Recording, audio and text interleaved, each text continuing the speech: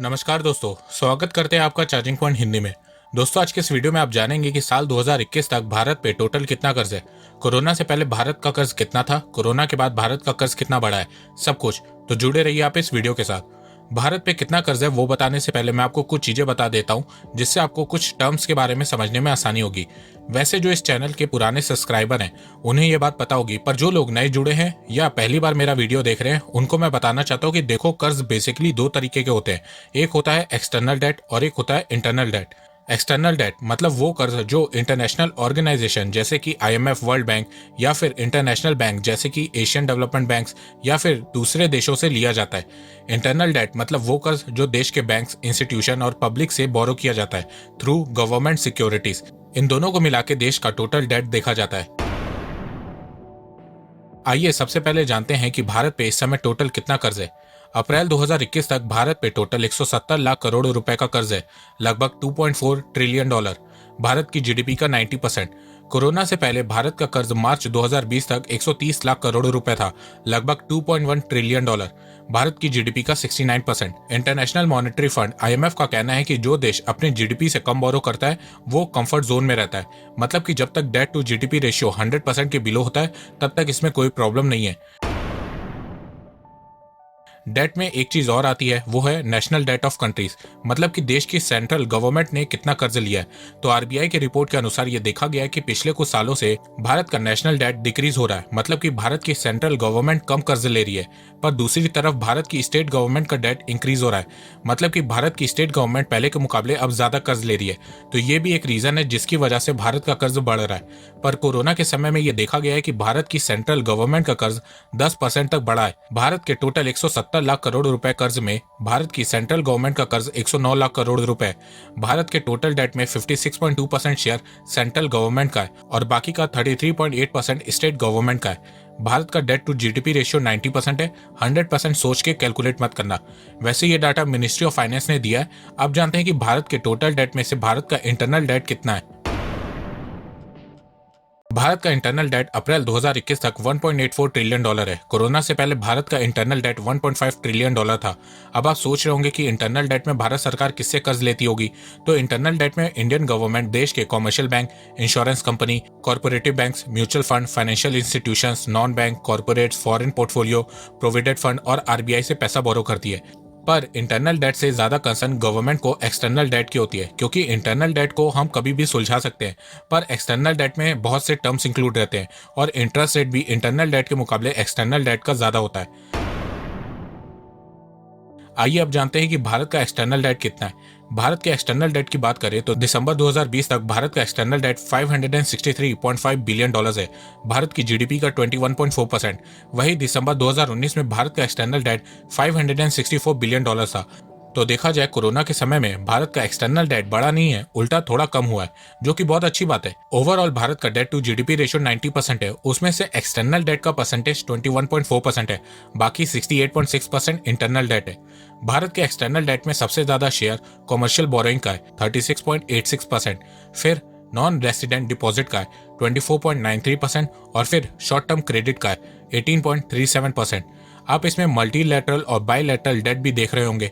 Multilateral date का मतलब होता है इंटरनेशनल फाइनेंशियल इंस्टीट्यूशन से कर्ज लेना, जैसे कि Asian development bank, the international development association IDA, the international bank for reconstruction and development IBRD, the international fund for agriculture development IFAD और भी बहुत से फाइनेंशियल इंस्टीट्यूशन।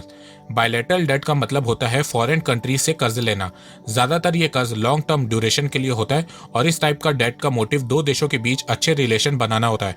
भारत के बायलैटरल डेट की बात करें तो इसमें जापान का शेयर 79.7% है, जर्मनी का 10.9% है, रशिया का 5.3% है, फ्रांस का 3.3% है और यूएस का 0.7% है। जापान का शेयर इसलिए ज्यादा है क्योंकि जापान ने भारत के बहुत से डेवलपमेंट प्रोजेक्ट में पैसा लगाया है, जैसे कि जापान ने भारत को बुलेट ट्रेन के लिए लोन दिया है जिसका टाइम पीरियड 50 साल है और इंटरेस्ट रेट 0.1% है। एक्सटर्नल डेट में सबसे ज्यादा चिंता अगर किसी देश को होती है तो वो है शॉर्ट टर्म डेट, जो 1 से 3 साल में चुकाना होता है और इस पे इंटरेस्ट रेट भी बहुत हाई होता है। भारत का शॉर्ट टर्म डेट दिसंबर 2019 तक 106.8 बिलियन डॉलर था, जो दिसंबर 2020 में 103.5 बिलियन डॉलर हो गया है। देखा जाए तो कोरोना के समय में भी भारत ने अपना शॉर्ट टर्म डेट $3 बिलियन तक कम किया है, जो कि बहुत अच्छी बात है। तो भारत सरकार को जितना हो सके अपने शॉर्ट टर्म डेट को कम करना चाहिए और लॉन्ग टर्म डेट पे फोकस करना चाहिए। अब आप में से कुछ लोग जानना चाहेंगे कि भारत पे IMF का कितना कर्ज है। तो दिसंबर 2020 तक IMF का भारत पे सिर्फ $5.7 बिलियन का कर्ज है। पिछले कुछ सालों से भारत का कर्ज GDP का 67 से 69% के बीच रहा है, पर कोरोना के चलते भारत का डेट एकाएक 21% तक बढ़ गया। ऐसा इसलिए हुआ क्योंकि कोरोना के चलते देश भर में कई महीनों तक लॉकडाउन लगा हुआ था, लोगों का काम धंधा बंद था, सरकार के पास टैक्स भी कम आ रहा था, रेवेन्यू कम जनरेट हो रहा था। उल्टा भारत सरकार ने बहुत से रिलीफ पैकेजेस अनाउंस किए थे, तो इसके चलते भारत का फिजिकल डेफिसिट बढ़ गया। अब आप सोच रहे होंगे कि फिजिकल डेफिसिट का डेट से क्या रिलेशन है, तो मैं आपको समझाता हूँ। देखो, जिस तरह एक आदमी साल भर अपने बिजनेस में 1000 रुपए लगाता है और उस 1000 रुपए में से उसे सिर्फ 900 रुपए का रेवेन्यू जनरेट होता है, पर उसे आगे के काम के लिए 1500 रुपए चाहिए, तो वो उस काम को पूरा करने के लिए कर्ज लेता है। उसी तरह देश के साथ भी यही होता है। भारत का एग्जाम्पल लेते हैं। 2020 में भारत का टोटल एक्सपेंस $830 बिलियन था और रेवेन्यू से $480 बिलियन का हुआ। 2020 में भारत को $350 बिलियन का फिजिकल डेफिसिट झेलना पड़ा। मतलब जितना पैसा भारत सरकार ने खर्च किया था उसके मुकाबले बहुत कम रेवेन्यू जनरेट हुआ। अब आप सोच रहे होंगे कि भारत सरकार ने ऐसी जगह पे पैसा क्यों लगाया जहां से रेवेन्यू कम जनरेट हुआ।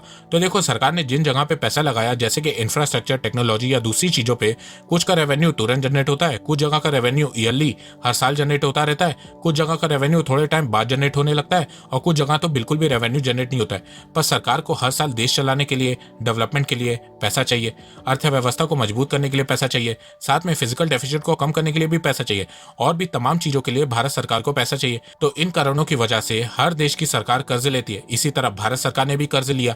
आज के समय की बात करें तो हर देश के ऊपर कर्ज है, किसी देश के ऊपर ज्यादा है तो किसी देश के ऊपर कम है। इसीलिए आजकल बड़े बड़े इकोनॉमिस्ट भी बोलते हैं कि data is the base of modern economy. तो कोरोना के समय में सरकार के पास रेवेन्यू कम आ रहा था, पर पेंडेमिक के समय देश भी चलाना होता है, तो भारत सरकार ने कर्ज लेना चालू किया, जिसके चलते भारत का कर्ज एकाएक कितना बढ़ गया। देखो, ऐसा नहीं है कि कोरोना के समय में सिर्फ भारत का कर्ज बढ़ा है, कोरोना के कारण हर देश का कर्ज बढ़ा है और ये मैंने इस वीडियो में डिटेल से बताया। आप यहाँ पे क्लिक करके देख सकते हैं और लिंक डिस्क्रिप्शन में भी दी गई है। तो अब आप सोच रहे होंगे कि क्या कर्ज एक अच्छी चीज है या बुरी चीज है। तो मेरे हिसाब से कर्ज दोनों है, एक अच्छी चीज भी है, एक बुरी चीज भी है, पर सब कुछ इस बात पे निर्भर करता है कि कर्ज का इस्तेमाल किस तरह से और किन चीजों पे किया जा रहा है। कर्ज लेके बहुत से देशों ने अपनी अर्थव्यवस्था को मजबूत किया है, पेंडेमिक सिचुएशन में अपनी अर्थव्यवस्था को संभाला है। पर अगर कर्ज को लेकर आपने उसका सही से इस्तेमाल नहीं किया तो उसका नेगेटिव इम्पैक्ट भी आपको देश की अर्थव्यवस्था पे देखने को मिलता है। तो दोस्तों, मुझे लगता है कि अब आपको सब समझ में आ गया होगा।